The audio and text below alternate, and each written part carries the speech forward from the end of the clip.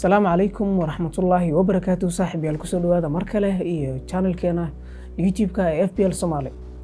صاحب يال هديه هرنا ولا ساعتين تضبط كلا صدى في مقال أن سميه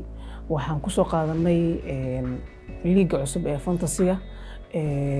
كسبسن UEFA يورو لو كل وطن.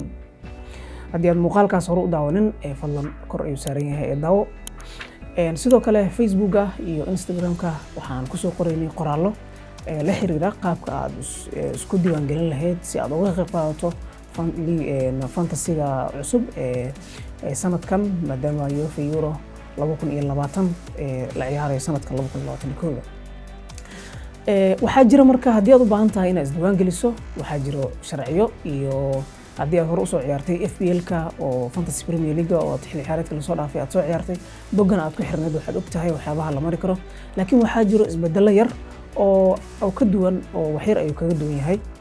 dhinacyada maadaama uu yahay tartan oo heer caalami ah oo kooxo xul qaran ay ciyaari doonaan oo ku yara beddelan yahay marka siduu u egyahay ayaan ku fiirinaynaa barnaamijkeena maanta saaxiibayaal haddii aad weli kusoo biirin channelka fadlan subscribe saar saaxiibadaadana ugu yar oo si ay nagala qayb qaataan oo aan fantasy-ga iskula ciyaarno sidoo kale Facebook-ga iyo Twitter-ka iyo Instagram-ka intaasba waa nooga soo biiri kartaa oo ciwaanadaasna nooga soo biir halkan ayayna ku qoran yihiin sidoo kale YouTube-ka waxaan rajaynaynaa inaan meelo sarsare aan gargaarno marka saaxiibadooda la wadaag oo la share garaa si ay subscribe-ka ay ama rukumashada ay kore sare ugu sii qaadaan waxyaabaha ugu xiisaha badan dhinacyada ugu xiisaha badan ama la dhihi karo oo ugu muhiimsan FPL ama fantasy kasta oo fantasy football kasta fantasy sidiisa waxa waaye inaad maamusho kooxdaada riyada oo aad maamule aad noqoto oo aad lacag lagu dhiibay aad ciyaartoy ku soo gadato ciyaartoydaas aad kala xulato toddobaad kastana aad ku shaqadkatid marka fantasy-ga noocaas waaye haddii marka aad hore u soo ciyaarin oo ay markii kuugu horreysay ay tahay oo fantasy aad ciyaarto fantasy-ga noocaas waaye waa adiga oo tababare oo kale iska soo qaadayo booska tababaraha istaagayo kadibna ciyaartoy soo iibsanayo kadibna maamulayo oo qaab ciyaareedkooda noocyada ay kala yihiin boosaskooda sida maamulaha oo kale falsafada ay ciyaaraan waxyaabahaas oo dhan fiirinayo marka kusoo dhowow fantasy kusoo dhowow haddii aad ku cusub tahay kusoo dhowow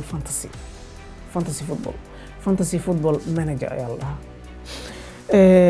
fantasy Euro 2020 waxyaabaha cajiibka ah oo leeyahay waxaa waaye isbuuc ciyaareedka ugu horeeya ama match day 1 oo kulamada ugu badan la ciyaari doono oo kulamada ugu horeeya kulamada groupka la ciyaari doono waxaad haysataa bedel oo aan lahayn limit oo aan xadidnayn ayaad leedahay bedeladaasi waxaad samayn kartaa ilaa inta aad jeceshahay oo aad ciyaartoydaada 15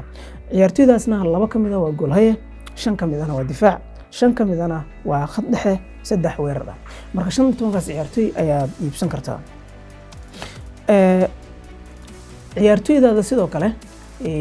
ciyaartoyda xulalka aad ka haysan karto waa ay kala duwan yihiin oo waxaa jiro xaddi lagugu talagalay inaad xul kasta aad ka haysato tusaale ahaan inta lagu guda jiro wareega gurubyada waxaad haysataa inaad 3 ciyaartoy aad ka keensato xul kasta oo qaran inaad 3 ciyaartoy ka keensato sida FPL-ka horena sidaas camal ah in koox kasta aad ka keensato 3 ciyaartoy marka laga gudbo wareega gurubyada oo 16 loo gudbo waxaad haysataa inaad xul kasta aad ka keensato 4 ciyaartoy waa taas waxyaabo kaga duwan yahay ay ka mid tahay maadaama aan usan league oo aan ahayn league oo real oo socdo uusan ahayn oo tartan oo kale yahay marka laga gudbo wareega 16ka oo 8 la gaaro waxaad haysataa inaad samayso ilaa 5 ciyaartoy inaad ka soo qaadato hal xul qaran inaad ka soo qaadato 5 ciyaartoy taasna waa uu kaga duwan yahay markii la gaaro afar dhamaadka oo ah afarta ugu dambaysa waxaad haysataa ugu yaraan 6 ciyaartoy inaad ka soo qaadato xul kasta oo afartaas xul ka tirsan marka la gaaro wareega oo ugu dambeeya oo finaalka ahna waxaad soo qaadan kartaa ilaa iyo 8 ciyaartoy xul kasta oo markaas laba xul ugu dambaysa moogtahay waxaad haysataa inaad labo ka mid ah 8 aad ka soo qaadato 15 haddii aad 8 mid ka soo qaadato 7 kalena dabcan midka kale aad ka soo qaadanaysaa qaybtaasi waa ciyaartoyda iyo sida u soo kala qaadan karto inta tartanka uu socdo okay aanu imaano doorashada 11 ciyaartoy 11 ciyaartoy waxay ku dhisnaan karaan nooca tactic ee aad rabto iyo sida aad u xulin kartid taatooyin kala duwan ama formationka ama shaxda waxay noqon kartaa 3-4-3 3-5-2 4-4-2 intaas oo siyaabo kala duwan ayaad u ciyaari kartaa waxaa qasab marka in 3 ciyaartoy oo difaaca ugu yaraan ay haystid shax kasta oo aad dooranaysid haddii aad 4-4 aad doorato dabcan 4 difaac ayaad dooratay laakiin 2 difaac iyo 6 dhex intaas ma samayn kartid waa inaad 3 difaac aad doorataa iyo 1 gool haya doorashada kabtanka halka ugu badan maamulayaasha ama dadka fantasigan ku cusub ama kuwii horeba ay ku wareeri doonaan oo ama waxyaabaha cusub ee aynan hore u arkin waxaa ka mid ah doorashada kabtanka kabtankaaga waa dooran kartaa oo kabtan sida caadiga ahayd dhibcihiisu waa lagu laba jibaarayaa markaa hesho laakiin waxaad samayn kartaa inta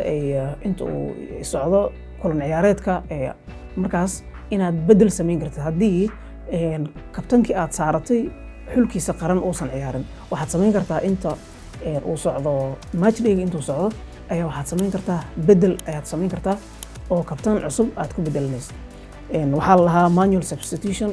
oo waa nooc ka mid ah waxyaabaha ku cusub ee fantasigan Euro kadibna waxaad samaynaysaa kabtankaagii waa isku soo bedelaysaa kabtan cusub ayaad saaranaysaa kadibna sidaas ayaa dhibcaagii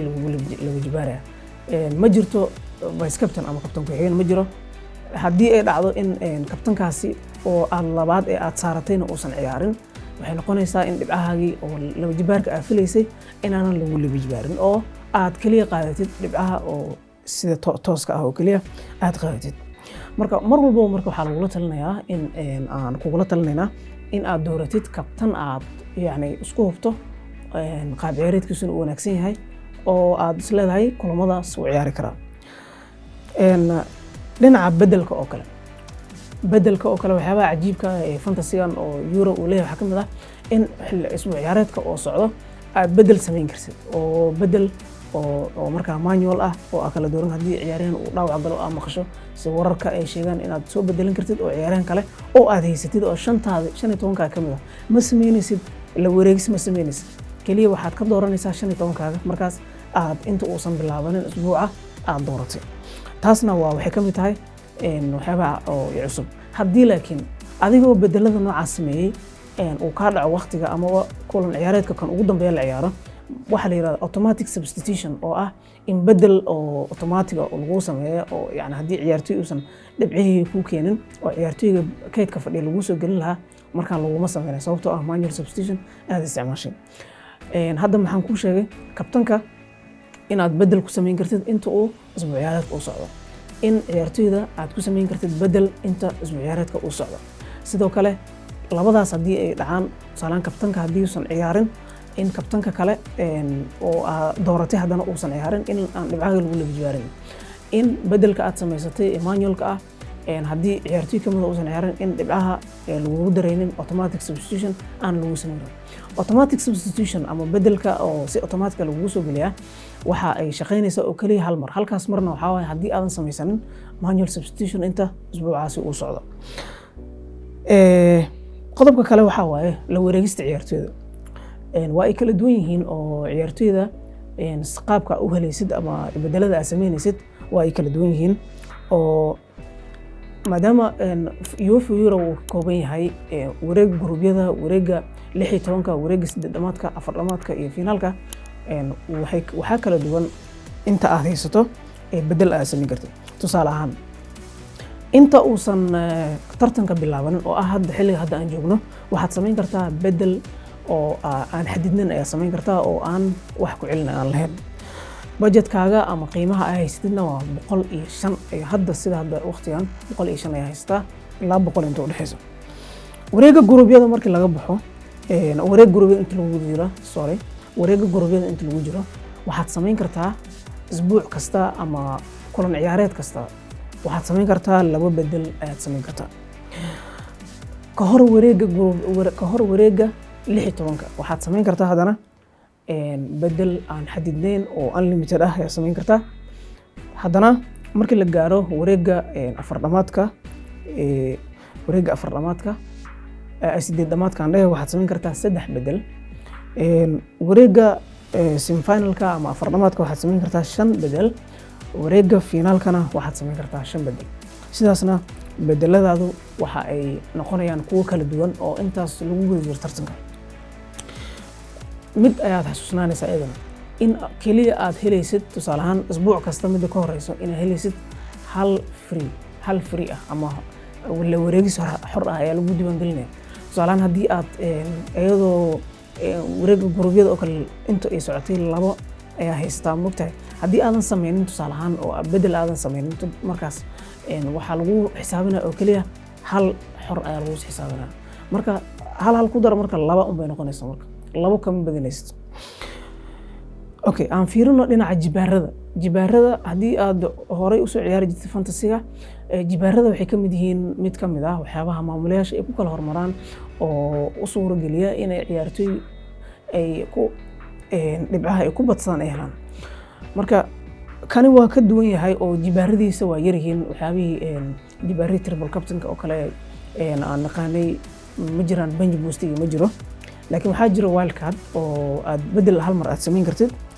wild cardkaas oo ah wild card aan xadidnayn oo aad kaliya hal marna isticmaali kartid. sidoo kale yani waxyaabaha kaloo haysta waxaa waaye in aynan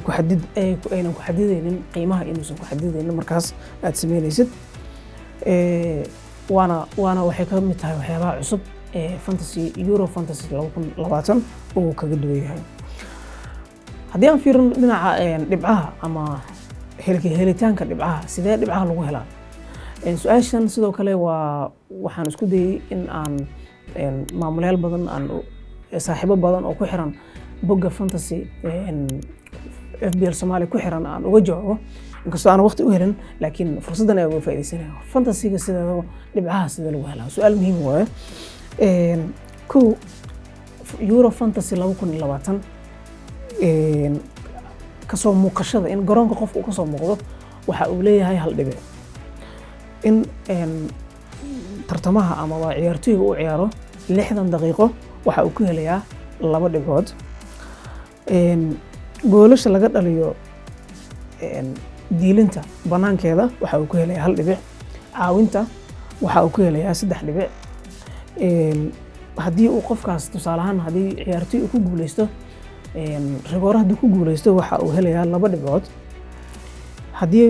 goolhaye ama difaac ama qof kale uu galo qalad noqday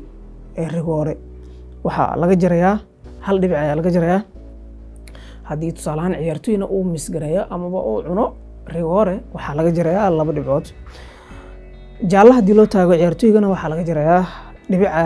ayaa laga jarayaa. haddii kaarkacs loo taagana waxaa laga jarayaa 3 dhibcood. hadduu on goal iska dhaliyo ama gool uu iska dhaliyana waxaa laga jarayaa 2 dhibcood. goolhayayaasha oo kale, goolhayaasha waa ka duwan yihiin. tusaale ahaan goolhaye hadduu gool dhaliyo oo kale waa wax cajiib ah, waxa uu helayaa 6 dhibcood. tusaale ahaan xilli ciyaareedka soo dhaafay Alisson waxa uu dhaliyay gool ayuu dhaliyay, waxa uu ka helay 6 dhibcood. maamulayaal badan ayaa ka faa'iiday.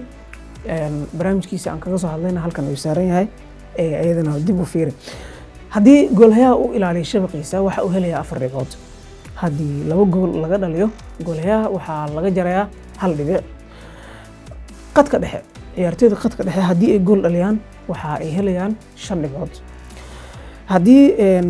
qadka dhexe uu shabaqa ilaashado, qadka dhexe maadaama uu isku xirka uu ka tirsan yahay waxaa loo xisaabiyaa shabaqa ilaashashada, waxa uu helayaa 1 dhibic. gool dhalinta oo kale marka dhinaca weerarka haddii uu weeraryahanka gool dhaliyo waxa uu helayaa 4 dhibcood. sidaas ayuuna ciyaartoyga ilaa dhibco gaaraya ugu yaraan. tusaalaan ciyaartoyga haddii si fiican u ciyaaro oo waxaa jira ciyaartoy ilaa 20 looga tashto, waa waxa lagu doorto ciyaartoyda inaa mar walba aad kabtanka iyo waxyaabahaas oo dhan aad ku dooran. waxyaabaha ku xulanay sidoo kale ciyaartoy kasta intaas ma sameeyaa, waxyaabahaas ku xulan. waa markaan ku leeyahay fantasiga waa tusaalaan adiga oo iska soo qaadaysid inaad tahay maamule, koox maamulaya oo rajeynaya tusaalahaan inuu noqdo qof ciyaaraha aad ula socda marka noocaas waaye waxyaabaha fantasigan Euro 2020 waxyaabaha kale oo cajiibka uu leeyahay waxaa ka mid ah in aad liigan noogu soo biiri kartid fantasy Euro FPL Soomaaliya Euro Fantasy 2020 ayaan sameeyay oo aad noogu soo biiri kartaa haddii aad danaynaysid inaad nagala qayb qaadatid oo aan iskula soconno intaas ayaan kusoo koobayaa barnaamijkan waxaa ugu talagalay in aan shaxda ama waxyaabaha sharciyada ah ee fantasy Euro 2020 laga filan karo saaxiibayaal aad ay u mahadsantihiin inta ku xiran channelka waxaan leeyahay waa mahadsantihiin subscribe-ka iyo notification-ka inta u furta